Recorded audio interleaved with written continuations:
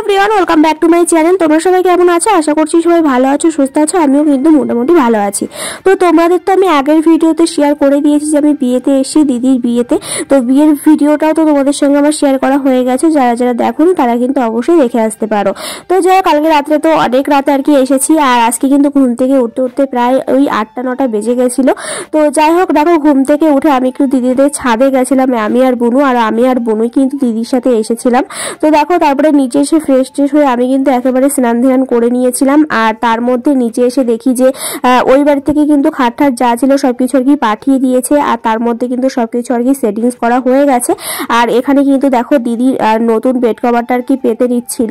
তো তারপরে আর কোনো ভিডিও করতে পারিনি, আমি খাওয়া দাওয়া করে ঘুমিয়ে পড়েছিলাম, যেহেতু কালকে রাত জাগা ছিল, সকালবেলায় সেরকম একটা ঘুম হয়নি, ওর জন্যই কিন্তু আমি একটু ঘুমিয়ে নিয়েছিলাম। আর আজকের ভিডিওটার মানে মেন ব্যাপার হচ্ছে এটাই। তো দাদাভাইয়ের কিন্তু আমার বিয়েতে আসার আগেই কিন্তু বলা ছিল দাদাভাই আমাকে এখানে ঘুরতে নিয়ে যাবে, আর দিদি আর দাদাভাই কিন্তু এটা মনে রেখেছিল, ওর জন্যই কিন্তু দেখো আজকেই কিন্তু নিয়ে চলে এসেছে, যেহেতু আমি কালকে চলে যাব ওদের সাথেই আর কি। তো দেখো আজকে এসেছি, আর এটা হচ্ছে রানাঘাটের চাপড়া। যারা তোমাদের রানাঘাটের বাড়ি তারা তো জানোই, আর যাদের এই আশেপাশে বাড়ি তারা তো অবশ্যই জানো। তো যাই হোক, আমার কিন্তু খুবই আসার ইচ্ছা ছিল। অ্যাকচুয়ালি কি বলতো, ফেসবুকে অনেক ভিডিও দেখেছি, অনেক ফটোস দেখেছি, আমার তো আসার জন্য ভীষণ, আর আমি আসতেও পারতাম না, যদি আমি বিয়েতে না আসতাম তাহলে হয়তো আসাও হতো না এই জায়গাটায়। যেহেতু তোমাদের দাদাভাই বাড়িতে নেই, ও বাড়ি থাকলে তো কবেই চলে আসতাম। তো যাই হোক, ওর জন্য কিন্তু বিশেষ করে এটার জন্য কিন্তু বেশি আসা, ভীষণ ইচ্ছা ছিল, আর একা একা তো আসা যাবেই না, ওর জন্যই। তো দেখো দাদাভাই কিন্তু মনে রেখে দিয়েছে। আর তারপরে আমি ঘুমিয়েছিলাম, আর ঘুম থেকে রীতিমতো উঠে আমি কিন্তু গুছিয়ে দেখো দাদাভাই আর কি নিয়ে এসেছে আমাকে আর বুনুকে, আর তার সাথে কিন্তু দাদাও এসেছিল। তো দেখো এখন কিন্তু আমরা যাচ্ছি, আর এখানে দেখো কি প্রচন্ড পরিমাণে ভিড়, মানে মনে হচ্ছে যে মেলা হচ্ছে, রীতিমতো ভীষণ ভিড় ছিল।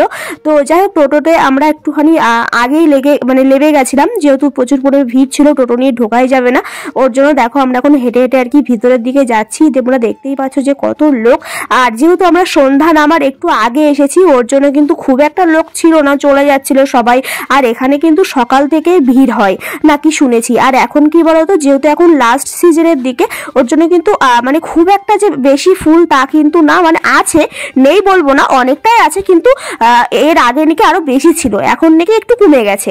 তো যাই হোক, যারা যারা যেতে চাইছো তারা কিন্তু অবশ্যই তাড়াতাড়ি চলে যাও, এখনো কিন্তু ভালোই ফুল আছে, মানে ছবি ফটো ভিডিও করার জন্য তো মানে কি বলবো, ভীষণ সুন্দর জায়গা, তোমাদের আর কি খেরাই যেতেই হবে না। তো যাই হোক, এদিকে দেখো আমি কিন্তু চলে এসেছি, আর দিদির বাড়ি থেকে এই জায়গাটা খুব একটা দূরে না, আমার হয়তো মনে হলো 10 মিনিট মতো লাগলো। তো যাই হোক, দেখো আমরা চলে এসেছি, এখানে তো আমার এসে ভীষণ ভালো লাগছিল। আর কি বলতো, আমরা যেহেতু সন্ধে লাগার একটু আগে এসেছিলাম, কালকে যেহেতু বউ ভাত, ওর জন্য কিন্তু বাড়িতে অনেকটাই কাজ, তার মধ্যে হচ্ছে দাদাভাই একটু সময় বের করে আমাদের ঘুরতে নিয়ে এসছে, এটাই অনেক। তো যাই হোক, সন্ধে নামার আগেই কিন্তু আমি মনে করেছিলাম হয়তো যাওয়া হবে না, আর আমি ঘুমিয়েও পড়েছিলাম। তারপরে কিন্তু দিদি ডেকে রীতিমতো তারপরে কিন্তু দাদাভাই আমাকে ঘুম থেকে উঠিয়ে নিয়ে গেছে। তো যাই হোক, এখানে কিন্তু কি বলতো, খুব একটা বেশি ফটো তুলতে পারিনি, আবার ভালোই ফটো তুলেছি। যাই হোক, তো দেখো এখানে আমরা এরকি মারতে যাচ্ছিলাম, দাদাভাই, আমি, বুনু সবাই মিলে একসঙ্গে। তো আমরা এই পাশটা আর কি ঘুরে নিয়েছি, এখন যাচ্ছি ওই পাশটাই। এই পাশটাই খুব একটা বেশি ফুল ছিল না, এই ঝাউ গাছ এগুলো আর কি বেশি ছিল।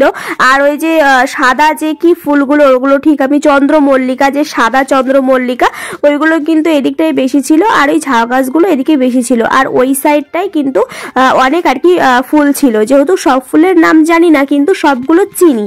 তো যাই হোক, এদিকে দেখো তারপরে আমরা চলে এসেছিলাম এই যে মাথার যে ফুল, এগুলো কি বলে, ক্রাউন বলে, যাই হোক ফুলের ক্রাউন হয়তো হবে।